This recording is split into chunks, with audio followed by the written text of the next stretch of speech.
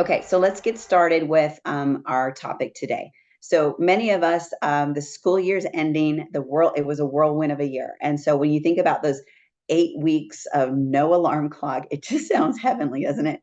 So, but I hope in the next 20 or 30 minutes that you'll just kind of hang with me as I share with you something that my team and I used to use. That helped us save valuable planning time throughout the year. And we use this concept of backward design. So using this framework really helped us kind of avoid the Sunday scaries and kind of streamlined those PLC meetings, our team meetings during the week. So in that way we could finish our team meeting and go right back to the classroom so we could get done what needed to get done. So I'm not going to say that Sunday scaries completely go away because I don't know if there's anything that can get rid of those. But anyway, so let's just kind of think about for today our itinerary. We're going to explore what backward design is, get an idea of how we can use this planning tool for better instruction.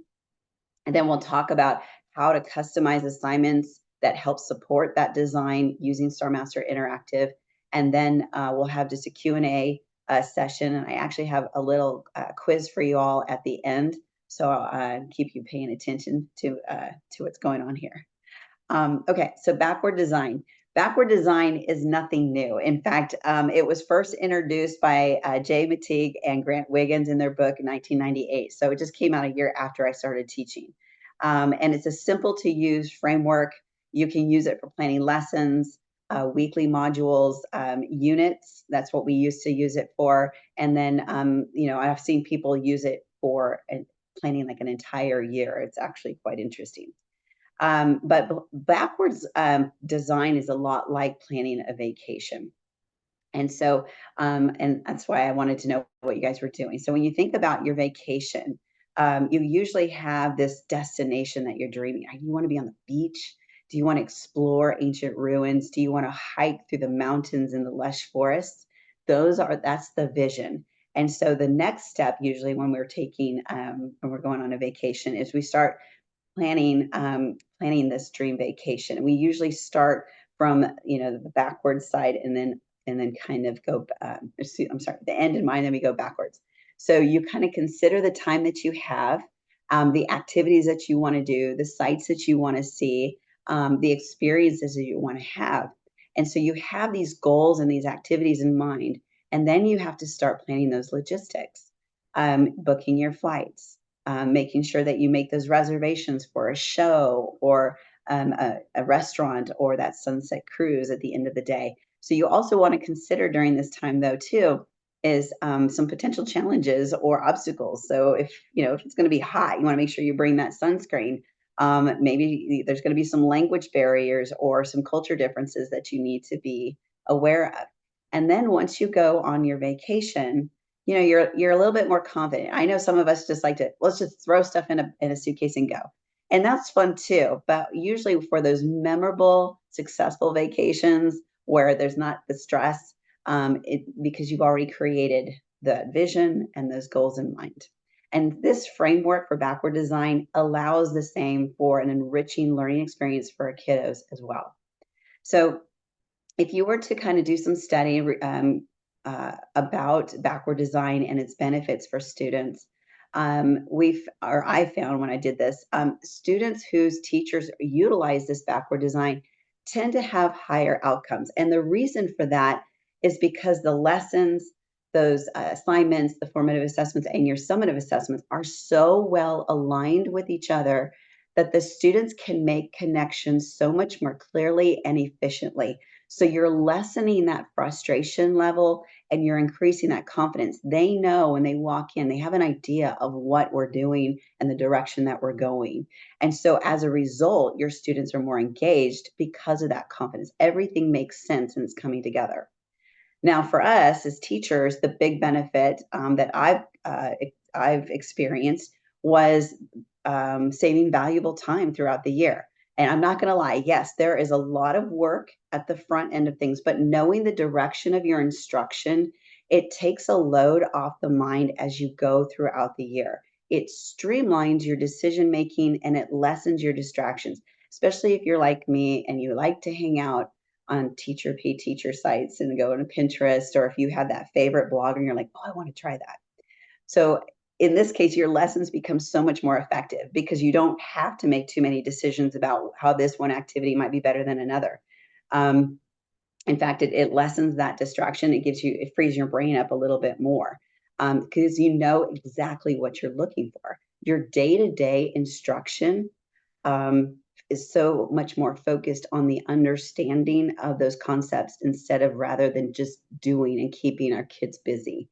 So you're promoting a deeper, more meaningful learning experience from them, and they're able to make generalizations so much better in different formats, whether it's digital, whether it's a project, whether it's paper, pencil. So they're able to take that learning and generalize it to other formats. And then another thing that you're also going to experience is the assessments are so much more in line with those desired learning outcomes. So with this framework, we are truly measuring student understanding and their level of mastery by those identified objectives. So you can say goodbye to that, we didn't study this, or that test wasn't fair. So you can say goodbye to some of those comments. So let's just go and see how easy this, and it's not, I know I said it takes a lot of time in the front, but once you get accustomed to it, it actually goes a lot smoother. So I know it sounds cliche, but using backward design is as easy as 1, 2, 3. There's 3 steps to it. The first step is that you look at your goals. You identify those standards that you want to address in that 4, 6, or 9-week period, whatever you want to use. And then once you've identified those TEKs, you're going to take a look at, or you're going to design your assessments. And then lastly, you plan those lessons and activities to help make sure that you're addressing those goals and those assessments. So everything from your plans and activities go back to your TEKs and your assessments. So what I'm going to do real quick is I'm going to share a sample plan. So I'm going to put this in the chat for y'all.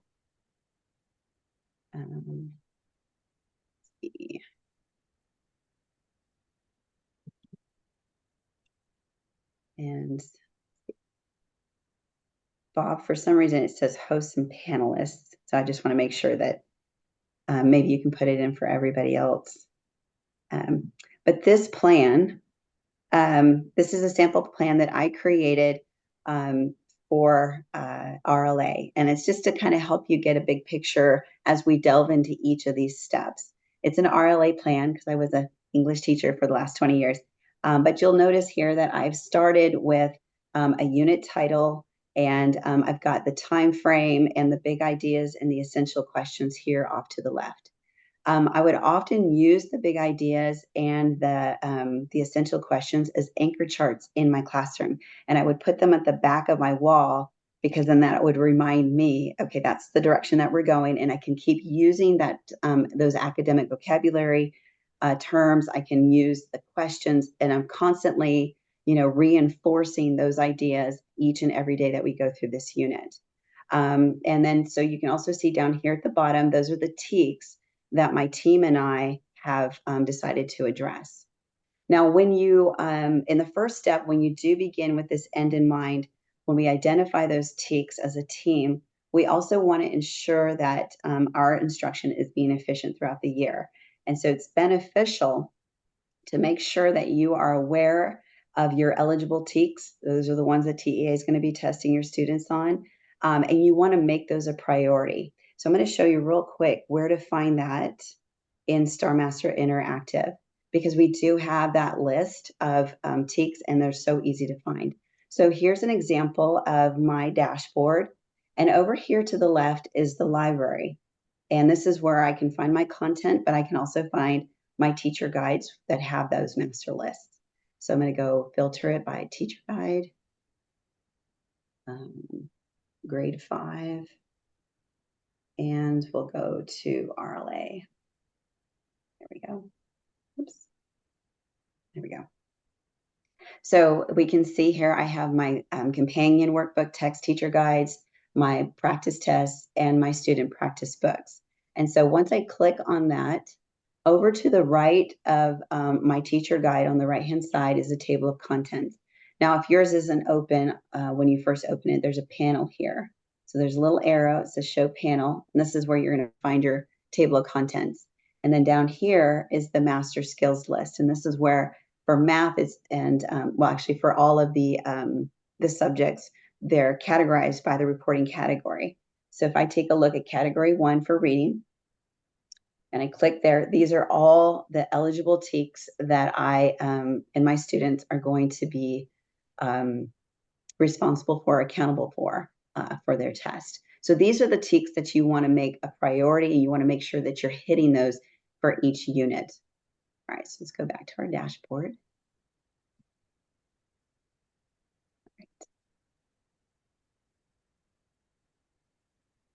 All right, now, so that's step 1 is we identify the TEKS that you want to address.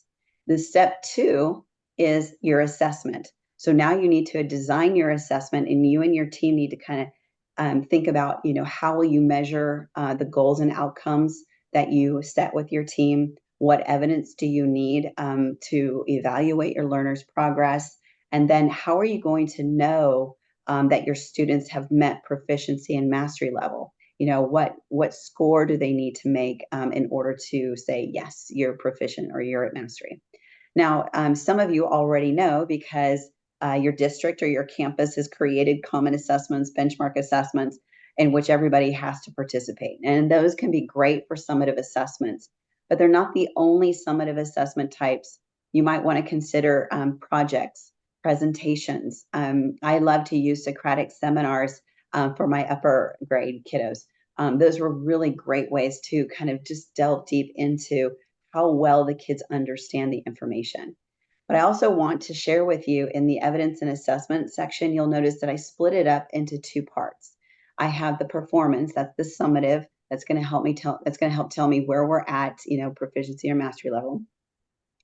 And then down here are the other pieces of formative assessments, the ones I really want to make sure that help me gauge how my students are doing, but it also provides my kiddos those low stakes activities that provide them opportunities to take risks and try their new skills out, to generalize it into different formats. And so you want to kind of use those 2 in this section of your planning. And these formative assessments can come in the form of warm-ups, daily assignments, exit tickets, quizzes, those kinds of things. So I want to share with you what I've done. So once you have that done, in STAAR Master Interactive, you can create these quizzes and these tests and these exit tickets and warm-ups ahead of time. So again, when you're creating these units, all you need to do is just determine what day you want it to show up in your student's dashboard, and that's what it does. So you can see here, I have a warm-up, I have an exit ticket. These red ones are a companion. So these are things I'm going to be doing for a daily assignment. I have a quiz and I have a test. Now, if you're like me, and sometimes, you have the perfect pacing plan in mind and it's beautiful, and then the fire drill happens, or, somebody shows up, there's an assembly, something happened. And so we need to change the date. So, because that always does. So all you need to do is just click on the assignment. And then you don't have to change the assignment. All you need to do is if it's in the title, you can change the date, but you just go to your setup and you just go to the calendar and you change your dates. That's all you need to do. So you don't have to redo everything. So that's kind of the nice thing there. Okay, so I'm gonna go ahead and cancel that. All right, so that's step 2. So let's go to step 3. So step 3 is my favorite part, and probably a lot of y'all's as well. This is the last step in the backward design, and this is where we get to incorporate that desire of ours to be creative, discover ways to make our learning activities just a little bit more engaging, get the eyes to pop up, whoa. And these are the things that we get to experiment with, the bloggers that we follow, or the TPT teachers that we follow. But we have to make sure that those activities are in line with the assessments and our objectives. So it really narrows our focus and it helps us kind of streamline that decision making. So consider what activities best support your objectives. for all of your learners. So remember, we talked about this is that part of vacation planning where we consider those possible challenges. How are we going to address them? And so by doing this planning now, you and your team are going to be so much more efficient, so much more effective. You're going to save time in that day-to-day teaching. So you can say goodbye to that, hour and a half or so after school. So if we go back and we look at our sample plan, these are just a list of activities that I found helpful on a regular basis. This is not a complete list of best practices, but it gives you an idea of what needs to be included in this section. I've also included the materials and resource section. I like having this in my document. It helps save time in searching for those activities. And so what my team and I would do, because everything was done on Google, we all had shared in the cloud here. So what we would do is we would add links to our documents, to our websites, so they were easily accessible. Again, this front loading does take time, but as your year progresses, you'll notice that you're not spending, like I said, that hour, hour and a half, 2 hours after school on Sunday trying to figure out what you're going to be doing the next day or that next week. That's already been done for you. And so those are the 3 steps that you need to go through.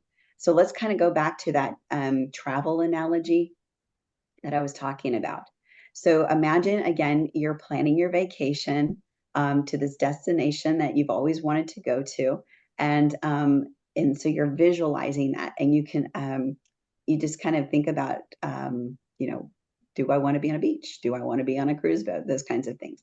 And so this vision represents your overarching goal, much like the desired learning outcomes for backward design. So, and then next you start mapping out the details of your trip. You're starting from that end and you're working backwards. You're considering the time that you have on those activities and the sites that you want to experience. And so this process mirrors the identification of those assessment methods and the evidence of learning that you want to present to parents, to your instructional coaches, to your administrators. And then lastly, with our dream, and our vacation, we have to plan those logistics. We got to book those flights. We got to figure out where we're going to stay. We got to figure out how we're going to get there, the transportation.